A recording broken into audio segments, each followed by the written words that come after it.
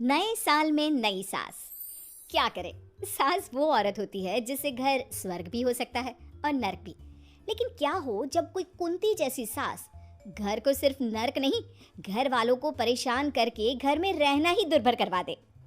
देख बहू, ये घर में तेरी सास ने सबके नाक में दम कर रखा है, तो तू भी बचकर रहना।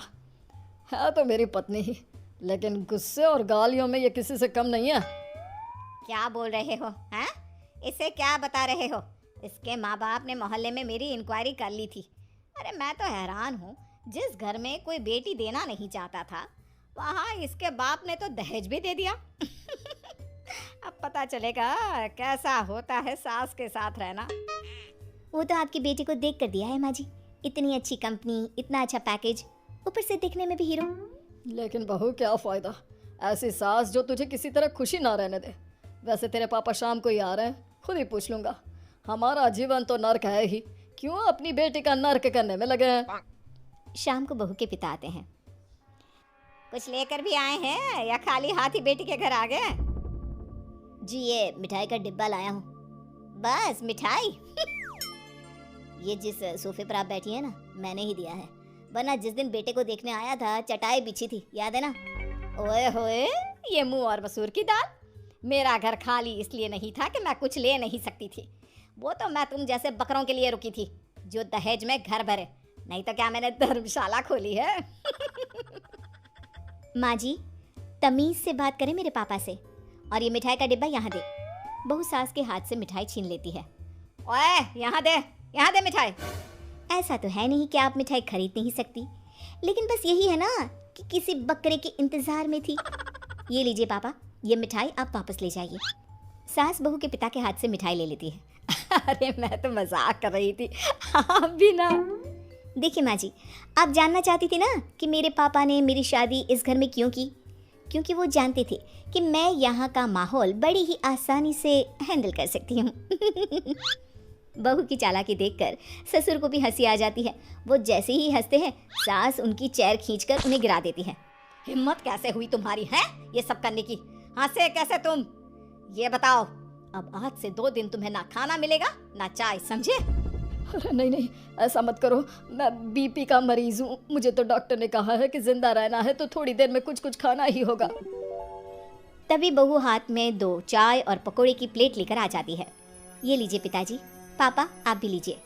बहू सास को कुछ नहीं देती और सिर्फ ससुर और पिता को चाय नाश्ता करा देती है। बहू, आज तक इस घर में किसी की हिम्मत नहीं हुई मेरा अनादर करने की, लेकिन तूने सबके सामने मेरी बेइज्जती कर दी। तू अब इस घर में नहीं रह सकती। तभी पति आ जाता है। क्या बात है, ससुर जी आए हैं? मीरा, कुछ खिलाओ पिलाओ पापा को। वैसे भी माँ ने अब तक तो खरी खोटी सुनाई दी होगी। हाँ, तेरी कमी थी, तू भी बोल ले। देख लो, मैं सबको निकाल दूंगी घर से, वैसे भी प्रॉपर्टी मेरे नाम की है। बस यही डर लगा कर तूने हम लोगों को इतने साल से डरा कर रखा हुआ है। बहू मन में सोचती है, अच्छा तो ये बात है। तो सास का झंडा इसलिए लहरा रहा है क्योंकि घर इनका है। अब तो कुछ ना कुछ जुगत लगानी होगी। अगले रोज, अरे पिताजी ये देखिए, ये विदेश से एक आदमी अपनी बेटी को लेकर आ रहा है। बेटी 50 साल की है और वो यहाँ अच्छा लड़का देखने आ रहे हैं।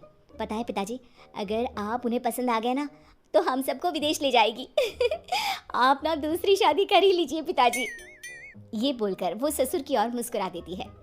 हाँ बहू, किसी तरह शादी करवा दे उस विदेशी से, मैं तो गंगा नहा लूंगा। गंगा नहीं, थेम्स नहाएंगे ससुर जी। मैंने आपका बायोडेटा शादी के लिए डाल दिया है। सास बहू और ससुर की सारी बात सुन रही थी। वो जोर से चिल्ला पड़ती है, हैं? कैसे शादी करोगे हैं? मैं जिंदा हूँ अभी। तभी वहाँ वकील आ जाता है, उसके हाथ में पेपर्स होते हैं। ससुर जी ये लीजिए, तलाक के पेपर्स तैयार हैं।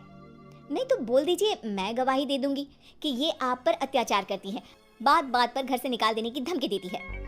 अरे ये दिन देखना बाकी रह गया था। मैं बोल दे रही हूँ बहू, मेरा घर जैसा चल रहा है चलने दे, ज्यादा बीच में ना पड़, समझी? अरे क्यों, जब घर सही चल ही नहीं रहा तो बहू क्यों ना बोले? वैसे भी बहुत दुख के दिन देख लिया हम लोगों ने तुम्हारे साथ। अब तो बहू नए साल में नई सास लाऊंगा। हाँ। पिताजी और हम सब शिफ्ट हो जाएंगे विदेश। अरे देख लो सपना, अरे कौन विदेशी इस बुड्ढे से शादी करेगी, मैं भी देखूंगी। फिर क्या था, बहू के प्लान के अनुसार एक आदमी एक 50 साल की लड़की के साथ उन लोगों के घर आता है। हाय रे, तुम लोग तो सच में आ गए। हे ओल्ड लेडी, साहब को बुलाओ, बोलो उनकी होने वाली सपनों की रानी आई है। आए सपनों की रानी। तभी ससुर जी आ जाते हैं। हे मार्गारेट, ये मेरी सपनों की चुड़ैल है, आओ आओ अंदर आओ। बहू, तेरी होने वाली सास आ गई है। मेरी तो पैकिंग भी हो गई है। हेलो सासू माँ। विदेशी औरत का पिता कहता है, हमें ये हैंडसम पसंद है, हम सबको लेकर लंदन जाएगा, लेट्स गो। तभी बेटा भी अपनी सूटकेस लेकर आ जाता है। मैं तो कब से तैयार हूँ अंकल, चलो। पापा, नई मम्मी तो बहुत अच्छी है, पुरानी मम्मी से तो बहुत ही अच्छी है। ये तो हमेशा मुंह सड़ा कर रखती है। इन्हें देखो कैसे हंसता हुआ चेहरा है इनका। हाँ बेटा, मेरी तो बुढ़ापे में लॉटरी लग गई। मार्गारेट, तुम बैठो, मैं भी सामान पैक करके आ रहा हूँ, शादी वहीं लंदन में कर लेंगे। सास पति को देख रही होती है कि ये क्या हो गया। हाँ, और नया साल भी वहीं विदेश में मनाएंगे। सास को देखकर ससुर कहता है, ए सफेद बाल वाली बुढ़िया, हट। ये क्या बोल रहे हो, मैं तुम्हारी बीवी हूँ। हो नहीं थी, प्लीज कोई ड्रामा मत करो, खुशी खुशी विदा करो। वैसे भी हमेशा निकाल देने का ताना तो देती रहती थी, अब जा रहे हैं तो क्या प्रॉब्लम है। और नहीं तो क्या, न शांति से घर में रहता था ना ही ऑफिस में, अब कम से कम नई मम्मी के घर शांति से तो रहूंगा। क्यों मम्मी? Yes my son. बस अब क्या था, सास जोर जोर से रोने लगती है। नहीं, मैं तुम लोगों से माफी मांगती हूँ, मैं तुम लोगों को कहीं जाने नहीं दूंगी, मुझे माफ कर दो। फिर सास मार्गारेट को घर से भगा देती है। मैं आज के बाद कभी किसी से गलत व्यवहार नहीं करूंगी, और ये लो, घर के पेपर भी तुम लोगों के नाम करती हूँ।